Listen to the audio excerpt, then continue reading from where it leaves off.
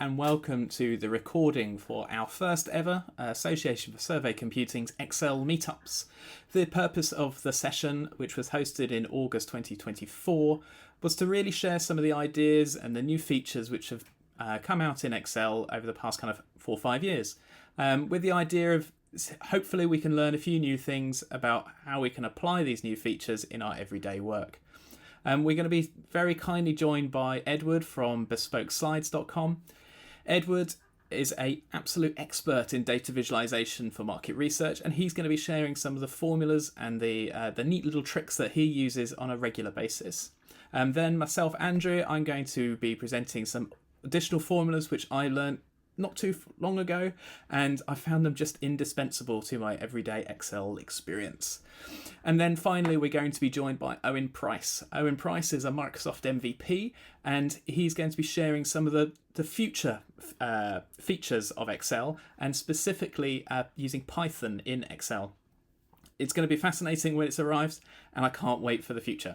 So without much further ado, I'm going to pass you over to Edward. I hope you enjoy the recording. If you have any comments, please put them below.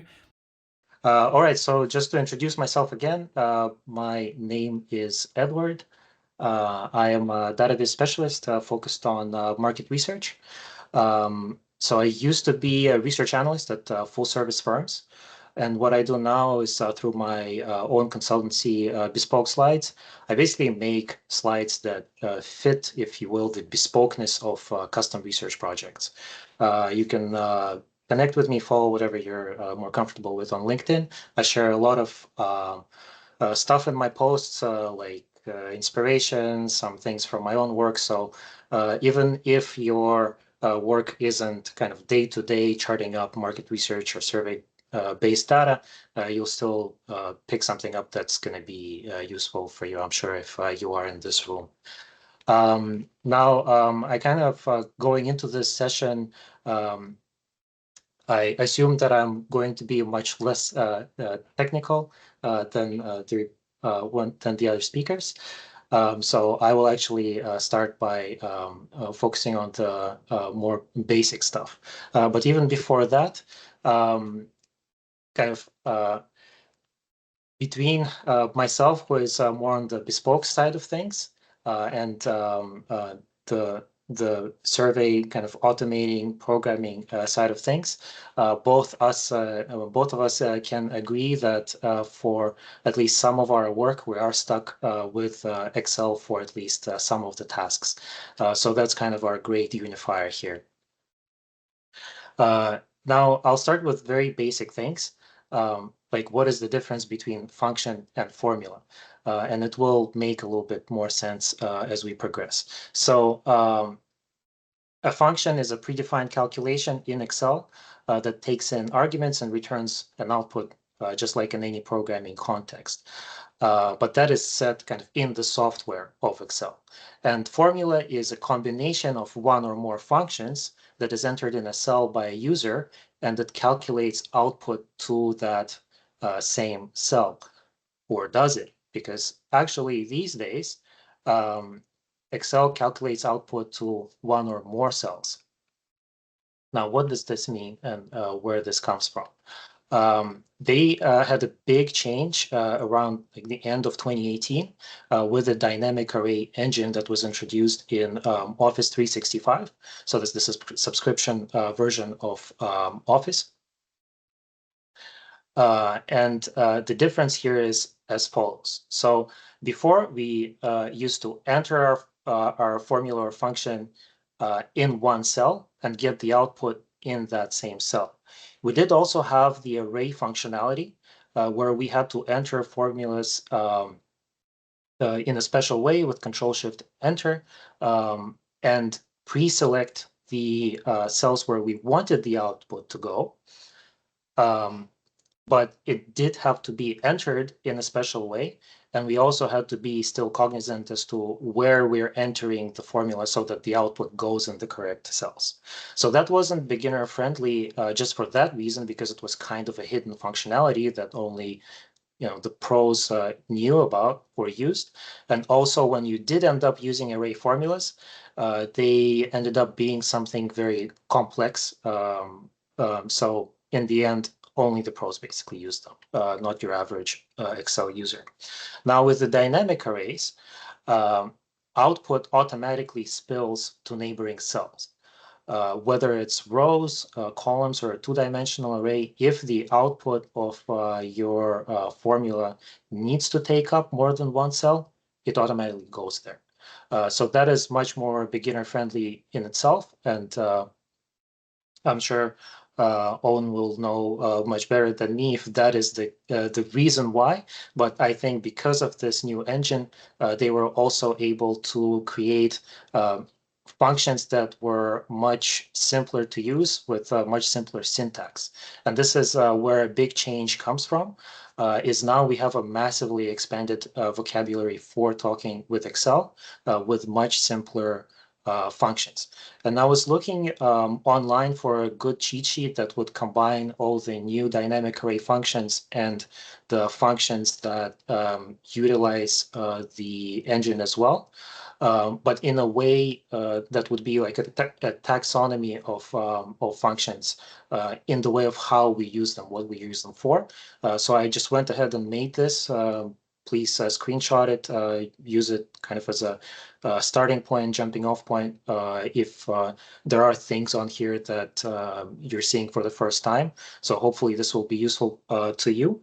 But in between like all these groups, the most important ones for us for working with survey data are for groups for manipulating text, filtering, and sorting.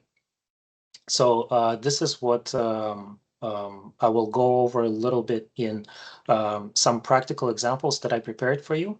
One is going to be about managing sample data and using functions unique, text split, text after, and one for charting, where we're going to sort and filter with functions instead of using the interface, as we're, I'm sure, all used to. So here I have an example of fake sample data that I prepared. These people are fake, so please don't contact them. What we're going to do is we're going to take the table and just type in the function unique, which is literally all it is. This is the whole syntax. Press enter, and as you can see, it removed all the duplicates that I had in the table. And this is a good example of how a dynamic array function works. Is here we have basically empty cells, but they're spilling over from the cell where we entered the calculation. And let's say if we had some content in a cell that is in the way of the calculation, we get the spill error. So that's just one thing to look out for when you're using dynamic array functions. And what this makes also very easy to do is, for example, splitting first and last names from a source cell used to be very difficult. Well, moderately difficult. You still had to employ like at least a couple of functions like left, mid, right, and so on. Maybe find the delimiter inside the cell. But now it's done with just one function, xsplit. You give it the cell that you want to split and the delimiter, and the result spills over how many ever columns will be required to split this data. So very convenient, or doing something simple as well, like finding the domain of from an email. You just use the @ sign as a delimiter in text after, and you get a beautiful, beautiful result with a very minimal effort. So this is for managing sample data. And then for charting, I made an example here for us where we have statements from 5-point Likert type scale for 4 segments, 4 statements each. And I have a little setup here with a chart that I am automating using the sort and filter functions. So to give a little overview of how this works, first we start with the filter function. We give it the array to filter. I give it the setting of what to include. In this example, I'm specifying the number of segment I want to show that I have in a separate column here. And then what I do is I sort that, what I filter through. So I'm only taking in the data for, let's say, the first segment, and then I want to sort it by a specific column. And what this results in is a very convenient setup where I can just select the segment I want to show, and I can also select the item that I wanted sorted by. So as you can see here, sorting by net disagree or by net agree. And all of this is done without VBA and also without touching the sort and filtering functionality through the interface. So that results in a very smooth process for, let's say, automating your charting. And that's pretty much it. That's all that I have.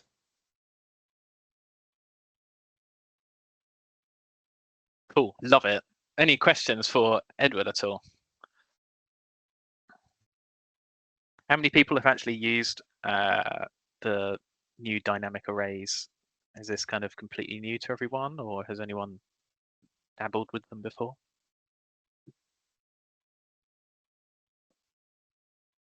Hi, Leo. Yeah, I've used the unique. I didn't actually realize it was a dynamic array. I just my use of Excel is I think of something I want to do and then Google it to figure out what the function is. So, but yeah, in terms of unique, I used that fairly recently actually. I was trying to. I had a long list of different types of TV show, which I was going to have to categorize, and they were all sort of things that respondents, participants had entered in the survey individually, and rather than having to categorize them all one by one, I used the unique one to find, specific mentions and do that one and then copy it down, basically. Banging. Yeah, no, since I found it, I think I've used it almost every time I open Excel. It's such a useful little tool. The process I used to go through to either split text or what I now use text before and text after for, which changed my life. I don't think any other group can say an Excel formula changed my life, but I'm glad we're all here together. There's some in there. If we've got time, I'd love to. There's some in there I've not seen. I stumble upon them. I don't go looking for Excel courses online any more than I would imagine most of us do. I found some of these by accident. I'd love. Yep. I'm looking at the list now, thinking, "Oh, I want to go away and play with Excel." That's your weekend. What's wrap? What's wrap? Wrap coals, wrap rows. So that I believe is basically you can give it an array of some dimension, or maybe you give it a column or a row, and then it will give out an array of that dimension. So it kind of will wrap it like in this way. I don't know. I would just show it like this. That's how it works. I'll go. Not a very technical explanation, but yeah. So if you have a row of data which is maybe 20 columns wide, and you want to put the second 10 columns underneath the first 10 columns, you would pass that row into, I think, wrap rows. I always get them mixed up, but it's one of them. And you pass the number 10 into it, and it will create 2 rows out of one. Ah, that's interesting. Thank you. It's really, really, really useful. And similarly, 2 row and 2 col will convert a 2-dimensional array into either a single column or a single row. Okay. Oh, that reverses it. Yeah. Okay. Thank you. Cool. Well, enjoy your very weekend, nice. Nikki. I think you're Oh, going to be I playing with will it. now. I will now. I Cool. haven't played with Lambda much. Have we got time to go into some Yeah, of the I'm Lambda going to show functions? you that one Oh, next. awesome. So Awesome. hold on tight. So I'm going to share my screen back again now. So I'm going to just show as many things as I can in about 10-15 minutes. So this is kind of a bit of a novelty one called image. I don't know if anyone has found this before, but I kind of stumbled across it. And what it actually allows you to do is to go and grab an image from the internet, and it will put it in a cell. So here I've got it. Here's my image. It's looking up this URL, which I found the URL for a Honda badge, and it just goes and grabs it, and that's quite cool. So then you can then drag that down because it's a formula, and then as long as you know what the links are, then you can get your logos in. So that can be quite handy if you're trying to rebrand things or something for like a brand health report or something. If you're trying to have like quite an interactive Excel type dashboard, then you can do that. I also kind of got a little bit creative where you could actually use, instead of your traditional wingdings, up arrows and down arrows that you sometimes put in tables to indicate up and down, you could actually do it with these images as well. Just hitting F9 and then they should kind of update as we go along. So yeah, I thought that was quite interesting. So keep on moving. The next one I wanted to kind of share is something called the let function. So again, this is kind of a new one, which is really quite useful. And I'm guessing some of you have done what used to be kind of called like mega formulas, where it's just a kind of this elongated mass of chaos, where you've kind of built it and built it and built it into this kind of craziness. And so what the let function kind of ultimately allows you to do is kind of define variables as you go along, so you can actually debug it a little bit easier, and it's easier to read. So if I just do kind of a very simple example with our friend Pythagoras. Yeah, here's the Pythagoras kind of formula for working out the length of C, which is the square root of b9 to the power of plus c to 313 to the power of blah, blah, blah. And so that's that there. So the equivalent let function for it would be, well, let's define A. So A here is b9. So that's this one.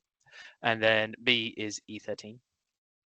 And then our function then is kind of easier to read. It's just the square root of A squared plus B squared, which is kind of what we had in our mind anyway. And so it allows you to kind of step through the formula in a lot easier way. So it's just easier to understand what's going on. A second example here, and this, I've literally lifted this directly from the Microsoft website. So here's a table of data, and the challenge is, can you filter it? So just for the guy Fred, and if there's a blank like this one, can you put a dash in? So the function for that, how we would kind of normally do it, again, we're using this dynamic array formulas of the filter, is like this. And you can see that actually this part, can I make it? Oh, let's see if I can do this a little bit better. There's kind of repeats in the function. So you've got filter B20 E26 to B20 E26 equals Fred, and this bit is exactly the same. And so you're actually repeating the same function again within the same formula because you can't reference itself. And so that's again where the let function really helps, is because you can define that part as its own part of the formula. So then the actual calculation is a lot easier to read. So if we kind of then go into the let version equivalent, if I show them both at the same time, you can kind of see. So here we've just defined let the filter criteria equal Fred, and then the next one is the filtered range is this section, and then your actual function then becomes it's the same thing that we've got up here, but it's just simpler, and it's not having to re-reference itself. So from a usability point of view, and just being able to read the formula, it's so much easier. And then also just from a maintenance point of view, it's easier to see what's going on and update it. Nikki, I see you have your little hand waving. Is that, do you always have to have 2 parameters before you, and then a function? Nope, you can have as many as you like. The kind of the simpler way to do it is to put the name of it first, and then what you want it to be, and then do it like a carriage return by pressing Alt and Enter, because then you can see them on each line. So you could put them all in one big line, which then just is quite hard to read. But I suppose the nicer way to do it is to do it a bit like this. And it just returns the last value, the result of the last line. Exactly. Cool. Yeah, no, it's really handy, and you can do some really clever things with it. So then I'm going to keep going. Feel free to keep asking questions. The next one is this lambda function, which Edward mentioned earlier. So lambdas is this kind of crazy concept, which kind of blows my mind a little bit. And I'll try and show it off through examples. And again, I've kind of nicked kind of this from the Microsoft website because it's just simpler. So what you can do is you define your lambda function, and it's a bit like a let function in that you can pass in kind of your parameters, and then it will do the calculation in the last part. So it's actually almost like defining a function itself. So if we look at this one, so if I just again make this a little bit bigger so we can see it. So here I've replicated that x, y, and x plus y as the function there. And to kind of, if we just kind of put that in as a function there, it's got no numbers to work with, and so it doesn't really know what to do. So to kind of make it work, you put in your numbers here. So you say, well, I want x to be 1 and I want y to be 3. And we'll close that up, and it's given me the answer 4. And so you go, well, that just seems like a very long way of doing it. Like, what is the point? But what you can then do is take these lambda functions and use them in named ranges.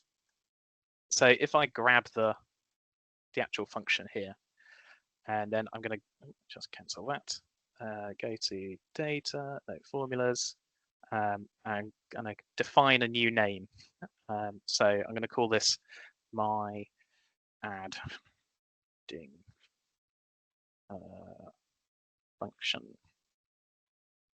And then I'm going to change what it refers to. So I can take this. So I've just then put in that equals lambda xy x plus y. Okay. So now if I start writing my adding function, it actually appears as its own function within your Excel spreadsheet. So then you can kind of define a function and then reuse it anywhere you like in your spreadsheet. So let's just start filling this in, and then it's done the next part of x and the y, which is the names which I put into the thing. So if I then put in 2 and 3 or 4, it's then giving the answer. So before, you used to be able to do this using VBA and writing custom functions, and you could create your own functions, but then you had the macro enabled workbook, and it always came up with this kind of, if you enable this, you know, you're going to spread viruses around the world. And but this is now a native function within Excel, and then you can build up these really elaborate, crazy functions. Alexa's talking to me. I'm not quite sure why. Did I say Alexa? I didn't say Alexa. So you can build up these functions and then keep reusing them rather than having to define them in every single formula. So that can be really good for kind of reducing the amount of errors that go into your spreadsheets as well, because you define your function once and then you reuse it again and again. So an example of how I use this is with significance testing. So if you're trying to check whether 2 percentages are significantly different, you know their base sizes, then there is a lovely formula that looks a little bit like this. Let's see if I can make that bigger again. There's a nice beast of a function for you. Again, you don't want to write this in every single time you do it and then figure out if you've made a mistake. You want to write it once and then keep reusing it. So here you're passing in the percentage of the first one and the base, and the second percentage and the second base, and then the confidence level on this as well. And then here I'm using that let function again. So my z-score is this bit. My confidence level, so that's working out the 95% confidence and the 1.96, which is kind of ingrained in most quantities memory. And then you're doing the, is it significant or not? So is the z-score less than minus 1.96, or is it greater than 1.96? And then that will indicate whether it's confident or not. So that's the horrible formula. But then we can then simplify that by putting it in as a named range and just calling it sig test. And then all we're then doing is passing in those 5 parameters, and we've got significance testing in Excel without having to do too much craziness. And also because if we want to share this with our clients, as long as they've got Excel, you don't have to enable macros or enable any weird add-ins. So it can be a really powerful feature, and something which I think could be quite a useful thing potentially for this group is to actually go, well, what are the market research formulas that we use day in, day out? And can we create the list of market research Lambda functions for us as an industry to use, to give us more confidence in our data and stop us having to reuse the same, rewrite the wheel every time. So that's just something to maybe think about. Okay, then just whizzing through a few more because I've got a little bit more time. Edward mentioned some of these text functions, which I think are really kind of handy. So if I just zoom in again a bit here. So I've got my let's talk about text. So we have the traditional left and right functions, and then you used to use if you wanted everything to the left of the word talk, you'd then have to use the find function to find the word talk, and it was just a real kind of convoluted mess. So what's in Excel now is this text before. So if we do text before and the word talk, it will just give you everything before the word talk. So really nice, and it's got some additional features in the end here. So if it's not found, do you want it to show an error message? Probably not. You could put something else like a space or a hyphen or something just to make it look like it's not so messy. So then they also did the text after function because that just made sense. There's then one which is a text join, which I think is really interesting. So if I just show you what that's doing. So here I've got a list of items in this table, and the text join will join those things and put a comma between them all and put them all in a single string. So that's kind of, that's quite interesting. That's quite an interesting feature. And then the equivalent to that is the text split. So it will separate it based on a delimiter that you just define. So here I've used the letter T, but we could use a space, and then it will do it by the space as well. So I kind of find that quite a neat little trick. And then just coming back to some of the things which Edward does talk about, you can kind of combine these things together in kind of a crazy mess. So if we wanted to, for each of these manufacturers, get a text string of each of all the brands that they have, then we can kind of combine all these things at the same time. So if we do a text join and I want to separate them with a comma, ignore empties, so just put true in here. And then here, this is where I want to get my filtered list of Nestle products. So here I'm going to put in filter. I want to return these ones. And I want to include the ones here where it equals this, if that makes sense. And then put it all together. And then you've got, for each of the products, it's telling you what the answers are. And then you could combine that with the unique function, which Edward mentioned, and just grab those columns together. And then you've got a unique list of the manufacturers and their associated brands. And so very quickly you can start to build up these kind of ways of displaying the data, where before that would have been a real pain to kind of work out without these previous functions. Okay. I think that's all the little things, the little neat tricks which I wanted to share today. Any quick thoughts before I hand over to Owen? I had a quick question. If you had talk twice in the text, what would the text before do? Yeah, gotcha. So let's talk about talk. Which one was it? The text after.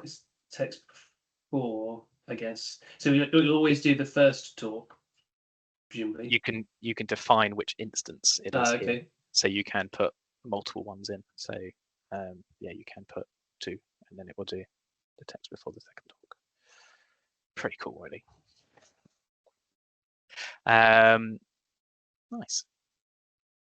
Any other kind of quick thoughts? No. Okay, all right. Without much further ado, I'm going to hand over to Owen. Owen, I need to make you a presenter, so I'm doing that now. Okie dokie. Right, over to you, Owen. I stop sharing. Thank you for having me. You are very welcome. I haven't used Teams in so long. I need to get this right. Okay, so Andrew told me I had 15 minutes. I'm going to find it difficult to fit what I want to talk about in 15 minutes. So it might be quite quick, but I'm hoping that the details, you're not going to learn Python in 15 minutes. The details might be a bit obscure, but I'm hoping that as I walk through things, you'll see the power of Python. By the way, I'm going to be talking about Python in Excel, which is a new Excel feature that they're building into the product. I think it's really useful, especially for restructuring survey data. Before I go on, am I able to see the main window? And I have a show of hands of people who've used Power Query. Just a couple. Okay, fair enough. So Power Query has some great stuff as well. I'll be more than happy to come back and talk about that another time. But today I'm going to talk about Python and Excel. So first of all, it is not released to the general availability yet. It is in the Insiders beta channel. So if you're not on that channel, you won't see it yet. But at the moment, we have this on the Insiders channel, we have this Python preview button group on the formulas tab of the ribbon. And it has an insert Python button, this reset, which I'm not going to go into because it's a bit abstract. A diagnostics pane that gives you messages about the code that you're running, and initialization, which again I won't go into, but we can talk about another day maybe. But my favorite one is this Python editor, and I've got that open here. So what you do with Python and Excel is you create Python cells. And in a Python cell, you can write Python code. The Python code is sent to a secure container in Azure, where it is executed, and the result of that cell is returned to your workbook. So a Python cell, just very quickly, is you can do it one of two ways. You can either select an empty cell and you can click this button here, add Python cell in V4. So I could do that. Or I could just type equals py and press tab, and you can see that it's added this green bar. And then I can write, 1 plus 1, let's say x equals 1 plus 1, and then x. I press Control Enter to execute it, and it gives me the result. So that's a trivially silly example. But just to get to the point, I've got some survey data here, and I'm sure you're all familiar with this kind of structure. It's got nested loops in it. This is horrible. This was the bane of my existence for very many years. When I first started working with the data like this in Excel, I wrote complicated VBA routines to restructure it, to normalize the data so that I could use it in pivot tables and other things like that. Now, Power Query has ways of doing it, but so does Python. So I'm going to show you the Python way today, and I'm going to show you how to restructure. I'm going to show you how we can quickly convert the codes into text, and I'm going to show you how we can an example of a data visualization from the restructured data.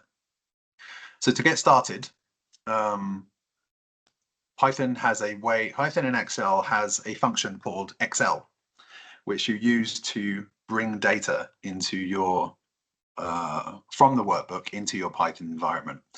So this table here on this raw data sheet is actually a Power Query connection.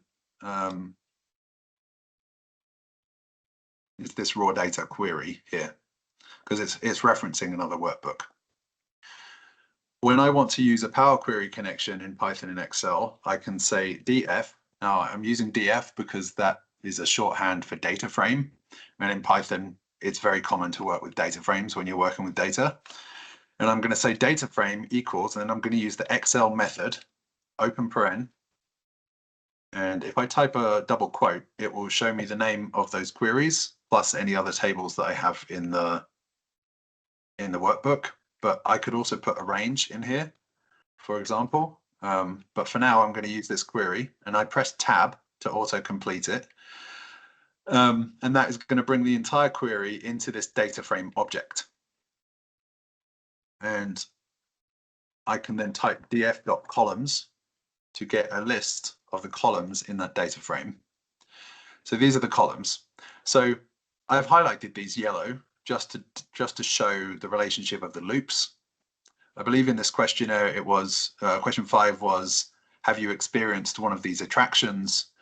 And then question 6 was, for each answer at question 5, what experience did you have? And there were 4 possible responses. And then for question 7, it was, what was your impression of that experience, and what was would you recommend that experience? So question 7.1 was impression and 7.2 was recommend. So what I'm going to do now is show you how you can flatten, or rather unpivot this data using Python. It's a bit dense. So maybe instead of what I was originally planning, which was to type the code as I go, which will be a bit slow, maybe instead of that, I will just paste it in here, and I will talk you through it step by step. So this is the Python editor. And in D2, I'm going to have this code. So this code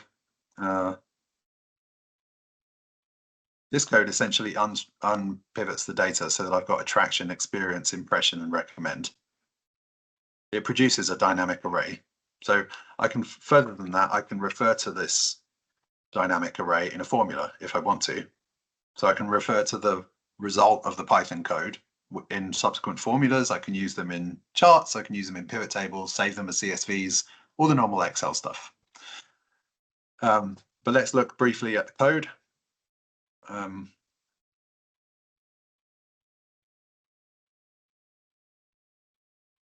this is D2.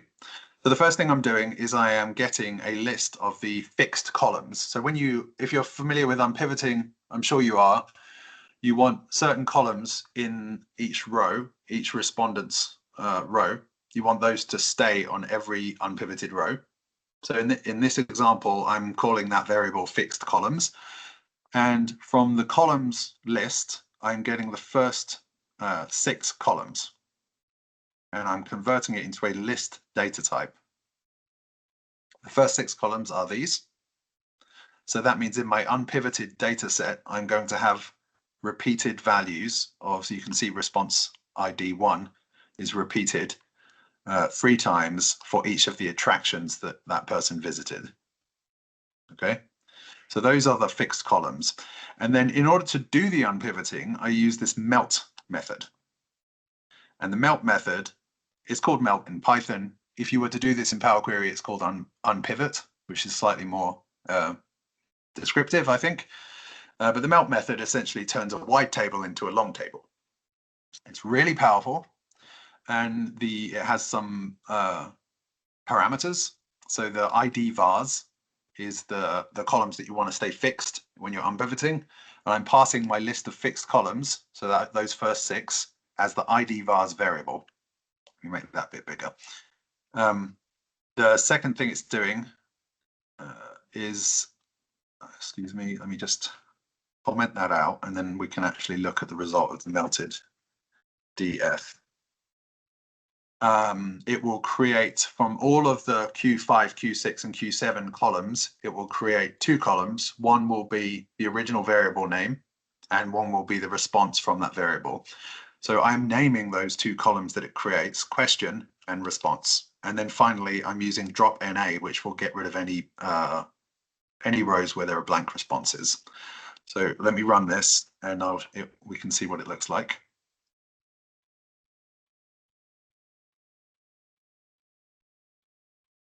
Yeah, so this is created, this is the melted data frame. So you can see the 6 columns are repeated, and then it's converted the column header into this question column, and the response from that column into this response column. So that's this melted DF, that's what I've called it. The next thing is this line. This line is essentially using this loc function, and loc means locate. And what it's doing is it's saying locate all of the rows where the question column does not start with Q5, and it does not because it's got this tilde, which is a shorthand for saying don't do the thing that happens after it. So if I didn't have the tilde, it would filter it for all the rows on the screen that you see that begin with Q5 in the question column. But by putting the tilde there, it makes it not Q5. So that's essentially getting rid of the Q5 rows. And I'm getting rid of them because I don't need them, because that code, this 1 here, is actually embedded in each of the column headers for Q6 and Q7. So I can actually extract the attraction code from those column headers, which means the Q5 responses are not actually very useful, because the response in every row is the same as the suffix of the question header. You may have experienced this with survey data in the past. So the next thing I want to do is I want to categorize each of the rows. And I'm going to categorize them using this function, which I've called assign variable. And this function will receive one row, one piece of text from each row, and it will look at that text, and it will ask whether it starts with a Q6, and if it does, it will return the string experience. And if it starts with Q7, it will return the string impression if the 6th character is equal to 1. So this is the Q7 ones. They're down here. So this is the 6th. Oops. You can see the 6th character is the second 1 in this string here. Why am I? Oh, yeah. The second 1 is the 6th character. So that will return impression. And if the 6th character is not 1, it's a 2. And then it will return the text recommend. So that's the logic. This is kind of like a nested if function in Excel. And then this step here says create a new column called variable by applying the function here to the question column. So essentially, every value from the question column gets passed into this assigned variable function, and it returns whatever text it returns into this variable column. And let's just take a look at that.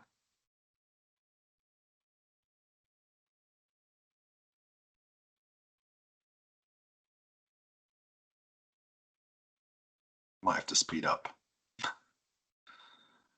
So you can see it's created the column.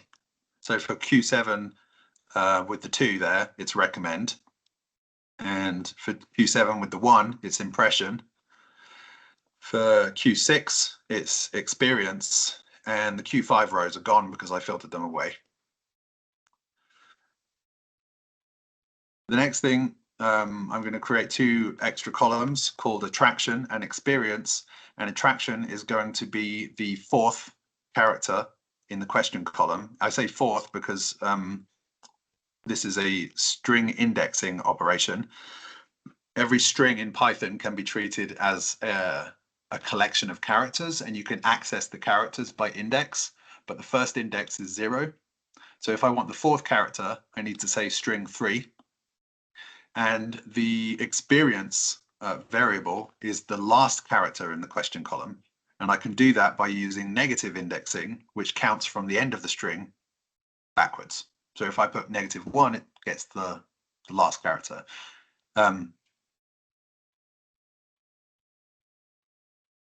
So that's added the attraction and experience columns,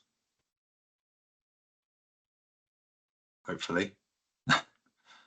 Right, so I've extracted the various numbers from in here, and the reason I've done that is so that when I pivot this variable column to be column headers, the attraction and experience will be used along with the first 6 columns as the unique row identifiers, because essentially each row in the resulting pivoted data frame will need to be 1 experience at 1 attraction for 1 respondent.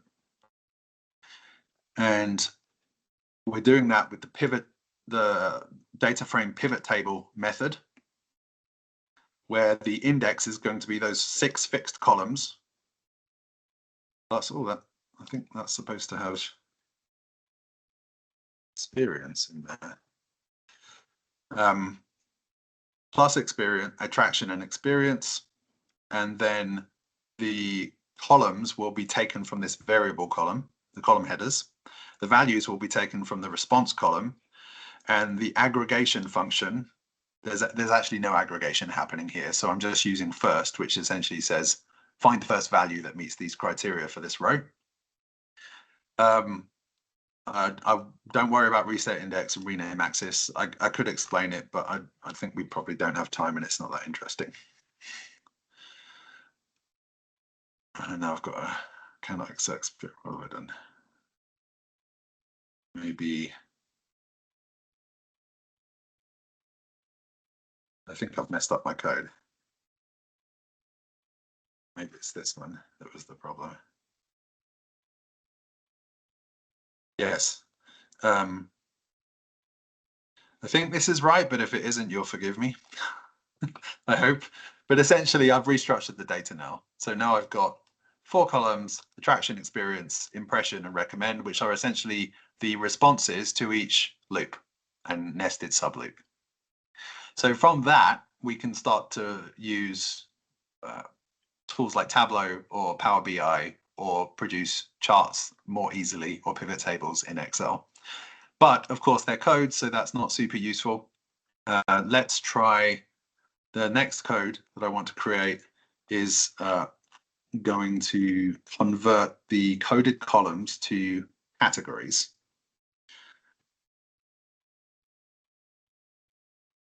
So there's this code here, and I'm just going to explain the first one. I'm not going to explain all of them because it's actually repeated code. I'm just going to explain this part here. Okay, so I've got my codes for my attractions. 1 is museum, 2 is gift shop, 3 is restaurant. Actually, 98 isn't in there because I got rid of them. So that creates a dictionary, and a dictionary in Python is surrounded by these braces, and it has pairs of key being the code, and value being the string that represents that code, or that code represents, I should say. So I can use that dictionary by creating a category column from the attraction column. Now, a category column is an efficient way to associate a code with a string in Python. Instead of just replacing the code with a string, you actually associate the number with the text. In R, you would do this with a factor. So it's similar to a factor in R. So you first convert the column to a category data type, and then you use this rename categories function, and you pass your dictionary of associations of mappings between code and string into this rename categories function. And then I've done the same for the experience column and for the impression column and for the recommend column. And when I run that,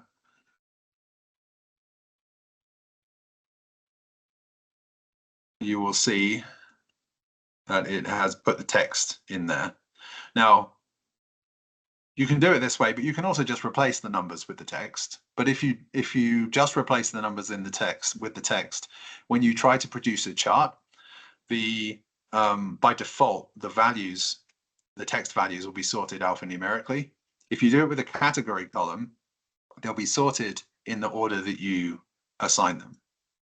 So for scales in market research, it's useful to be able to have very good at the top and very bad at the bottom, for example. So that's why using categories is a good idea. So that's one way of doing it. There's actually quite a lot of repetition here, because I'm creating a dictionary, creating it as a category, and then assigning the dictionary. One way we can get around that is in Python, we can,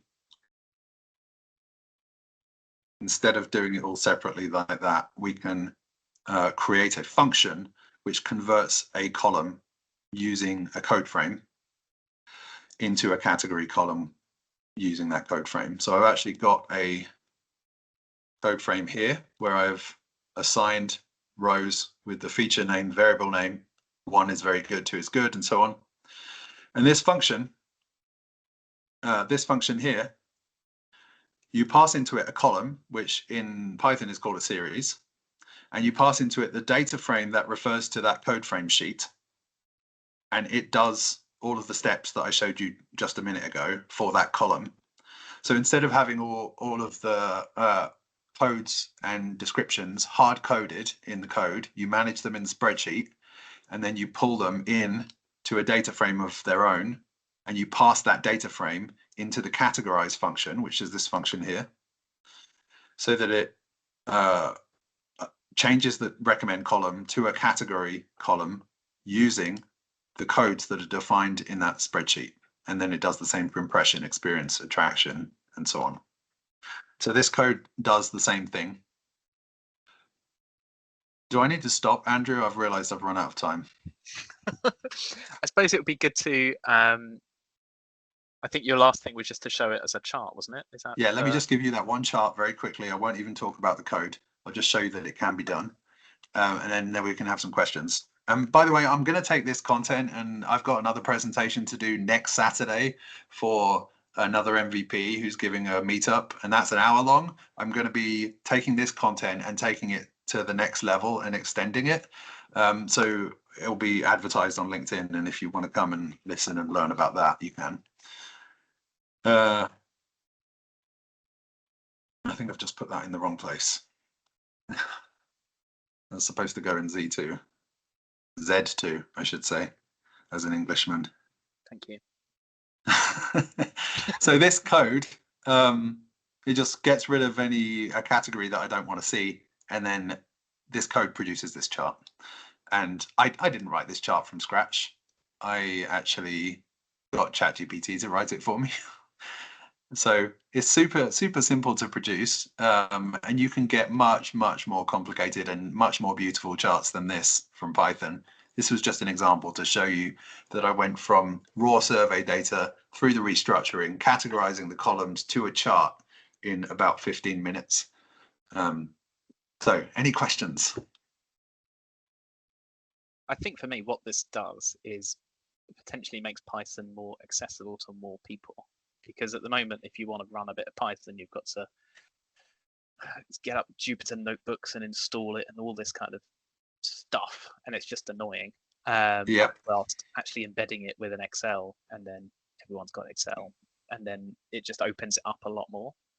I think there's a lot it can do, but I'm guessing there's also a lot of almost simpler functions, and especially with AI coming along as well, there'll be a lot more almost like summarize this text in one word type functions, which you can get Python to do, which links to AI, and then it comes back with the category done. Absolutely. Translate this, boom, done. And it just really opens up all these kind of mad functions. And then from a visualization point of view, I'm guessing you can just use any, if you can imagine it, someone's written a Python library to do it, and then you can just point it at your Excel spreadsheet, and then you've got these crazy visualizations going as well. And so Microsoft Copilot, which you may be aware of, is, I don't know if you've used Copilot for Excel, but there is a Copilot for Excel that will analyze the data in your spreadsheet and write the code for you and insert it into these Python cells. So it's almost like you can just say, hey, I need to unpivot this data. Can you do it with Python, please? And it will do it and put it into the cell. And, you know, you're kind of onto the interesting part, which is actually deriving the insights rather than fiddling around with the structure. Edward, did you have I think I saw your hand up. That was exactly my question, is how close are we to the, you know, the ideal future scenario where we don't have to know any Python code and it's just going to do everything for us just from a prompt? Well, I mean, do you use ChatGPT? I use it a great deal, a lot, and GitHub Copilot. I think the quality of the code is good, but it's not always exactly what I want. And often it's an iterative process, and it will give me a solution that I think is too complex, and I have an idea of how it can be simpler, and I will need to prompt it to make it simpler. For now, I would say that the Copilot experience is going to be similar to that, but I can't think why it wouldn't improve in the coming months and years. When will Python be available in Excel to us mere mortals? I don't know exactly, but it has been available to the Insiders channel since last August. So I would imagine it won't be too much longer. The thing is, they keep it in the beta because they want to get it right. They want to make sure that it works for people and it's not going to bomb and crash and so on. And it has been slowly improving over the months, so I think it's getting to a point where it's more stable. Amazing, can't wait. Sorry, just one quick question for Owen as well. What would be your recommendation for someone who, let's say, hasn't had any experience programming, if they want to make use of the kind of stuff that you've just shown? What would be the investment of time and effort into educating yourself on Python or programming, and what would be enough? It's a programming language, so it's not going to be fast. But I think educating yourself on the basics is the right place to start. I did share on my LinkedIn feed the other day that Anaconda, which is where I work, has a free Getting Started with Python and Excel course of videos. It's about an hour in length. There are also a bunch of other more generic Python videos if you want to watch those. There are free ones and then there are subscription ones, but the free ones are pretty good. So I would start there, and I personally have something like 30 Python and Excel videos on my YouTube channel of varying quality and varying difficulty, but you're welcome to go over to Flex Your Data channel on YouTube and watch those at your leisure. If you like an old-fashioned book, Automate the Boring Stuff with Python. Yes, I have that one over go-to Bible for.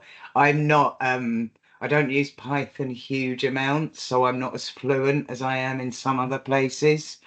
But that book is my Bible if I need to throw something together that ChatGPT can't quite get right. I'd second that. I have that one. Cool. Thank you very much, Owen. I think you've kind of blown quite a few of our minds in terms of where Excel's going, which is I think is kind of exactly the purpose of this meeting. Really, is just to kind of see what's coming and either brace ourselves or run away. You've got a choice now. But there's, like I said at the start of this meeting, and the reason for setting up this group is like Excel is actually constantly evolving, and it's, like I said as well, it's been 15 years since I went on an Excel training course, yet there are so many new things which are coming out all the time. I don't know what's changed, but they're just really pumping out new features all the time. And it just changes the way that we work with it. So I just very much recommend that we all just keep sharing these ideas. I'd really welcome, just trying to wrap this kind of meeting up now, I'd really welcome feedback in terms of, is it useful? Should we do another one maybe in a couple of months? There's so many more things that we could have talked about. Power Query was one that Owen mentioned. There's so many more different types of those formulas as well. And, you know, that idea which I had earlier of, is it actually useful to have a market research library of useful Excel features that we can all just start to rely on? Could actually just improve our work no end. Something to discuss. So yeah, as I said, let me know your feedback. I'm not going to send a survey despite us being a survey company. Can't be bothered.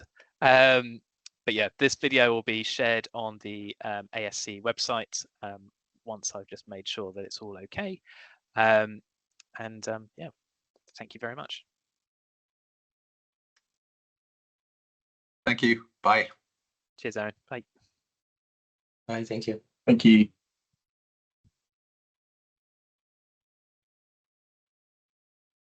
Bye. Bye. Thanks, Bye. Edward. See you soon.